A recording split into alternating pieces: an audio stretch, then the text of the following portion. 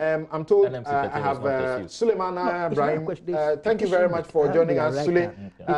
Sule is the Executive Director of the Media Foundation for West Africa, the sub-regional watch group, and helping journalists train, retrain, and to do the right things. Sule, I've heard you say that the NMC's ruling is confusing, is incomplete. What is confusing and what is incomplete? And the suggestion out there in the public also is that why are you guys giving an impression as if journalists are something gods? They don't make mistakes. If they make mistakes, they should admit. What's the big deal?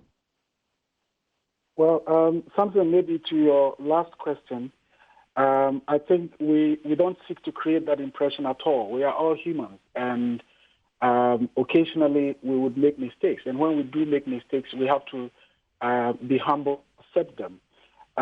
Apart from that, if you remember something, when I had issues with, for example, number 12, which was something that was widely hailed, and I even knew that I was going to put out my views there against, what was a dominant position taken by society, I still went ahead to write about what my views were on number 12 as far as the journalistic aspects of it were concerned. So we certainly don't do that. And we've had an occasion as an organization to even have a project on monitoring ethical violations. And the whole exercise we conduct during elections around, using the use of abusive language and how the media are able to restrain people and so on and so forth, are all about making sure that we try as much as possible to also push the standards up. And we are not saying, and we would never say, that our media system is perfect and journalists are perfect in doing their job. So having said that, let me just quickly go on to the National Media Commission's ruling. And something I must say that after having read the document, on a number of occasions, my conclusion is that the NMC did a complete disservice to the nation and to particularly those of us in the media industry. And I say so because I've been listening to the conversation this morning, and because of the nature of the NMC's ruling, one cannot but go back to the initial debate that we had when the documentary was aired and when government, indicated its displeasure over the documentary. Now, if you take the NMC's ruling, after, the initial things about the preliminaries and the basis of the complaint and the objections that were raised against the GJ president, the chairman of the commission, and so on and so forth, the commission now says it sets out 3 issues for determination on the matter. And these 3 issues were: 1, what is a vigilante group? 2, when did the group exit the castle? And 3, did they manifest any acts of violence? Now, then the point number 2 is important in terms of when did they exit. One would have asked, why does it matter? And I think that in the commission's view, it mattered because the government's complaint had said, in the documentary, the producers had deliberately ignored the fact that the group had been evicted in October 2018. And so in the argument, the government position was, well, we had evicted them in 2018, and multimedia had said, no, it was after the documentary was produced. Now, again, fundamentally, the commission's ruling says the Minister for Information, after opening the case for the government, reiterated that the documentary did not contain any material facts and was full of exaggeration to cause, sensationalism. Now, one would have expected the commission's ruling to be detailed, to be explanatory, unambiguous, so that it would be a living document that journalists can make references to it, organizations such as ours can make references to it, to guide journalism practice in this country. Now, when the ministry or the government raised the issue of the documentary not containing any material facts, well, I was wondering, 1, was there a group operating at the castle, which was not, like a state agency or institution or whatever? And the answer is yes. 2, was that group the I group? The answer to this is yes. Has this I group ever, been portrayed or known to be a vigilante group, as we know vigilante groups? And the answer would be yes. Now, despite all this, the commission then concludes in determining whether the I group was a vigilante group or not. This is what it says.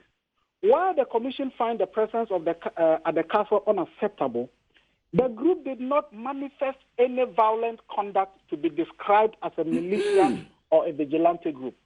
Now, the question that one will ask is, I know a group called the Bolga Bulldogs. I know a group called the Bamba Boys. I know the group called Azoka Boys. I know the group called Invisible Forces, Delta Forces, and so on and so forth. Is it the case? Is the NMC saying if a journalist should have a documentary about these groups, that documentary must show the people directly in violent conduct before we can describe them as a vigilante group? I doubt that is the case, because if you were to push that argument, in fact, it is almost like saying that until you see the military in combat, you shouldn't call them military. Because we all know what vigilante groups are and what they exist to do. But I'm not surprised that the government would take a position that appears to be defending this group in terms of they not being portrayed as a vigilante group. Indeed, the NBC not too long ago described its vigilante groups that we all know are vigilante groups as a group of NGOs. And if I'm right, the Deputy General Secretary did say so. So on both sides, in terms of the two main political parties, one wouldn't be surprised if you find each of them trying to defend and almost clean up or give a clean shave to these groups that we know are vigilante groups. The other point, and I heard Senior Brother Kweku make that point quite strongly, in terms of whether the use of the Ayawaso images, incident images, and so on, constituted anything unethical as far as documentary production is concerned. And the NMC says that, well, in terms of context, they didn't relate to each other. But something, you know, that it is after the Ayawaso incident that the Short Commission was established.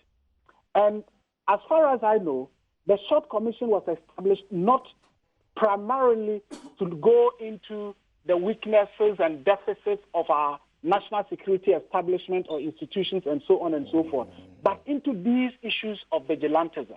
You ask yourself, if there is no connection, how come a commission is set up after an incident such as the Ayawaso thing to go into details of vigilantism and how they can be disbanded and so on and so forth? And then subsequently, the president also pushes for a bill on vigilantism. So if you put all these together, clearly the commission did not provide, submissions that would really guide our practice going forward in terms of responding to the questions that they themselves, have set out to respond to. Okay. What is a vigilante group? Okay. And the commission is saying, look, as far as we didn't see them in the documentary in any violent conduct, we couldn't have called them a vigilante group. All right. I mean, this certainly cannot be something that helps. Sulemana, I'm very sorry, but we have spent quite some time. I thought we could be very brief with this issue, but unfortunately, this is where we are. Thank you very much. Sulemana Braimah is with the Media Foundation for West Africa, and I'm getting prompts to take a break quickly, but could you need some 30 seconds? Yeah. Let's do that quick. No, I mean, like Hall writes in The Friends of Voltaire, I may disapprove of what Sulemana says, but I will defend to the death his right to say so. That is what press freedom is about. Thank you very much. There's been a lot of talk about government and multimedia. Yes, we've had discomforts because we wanted to draw attention to the misleading narratives and misrepresentation. We believe that attention has been drawn and we can engage in good faith. And multimedia has put out a petition. It accepts the National Media Commission's ruling, but it disagrees with it. Thank you very much. That's how to build a democracy. The decision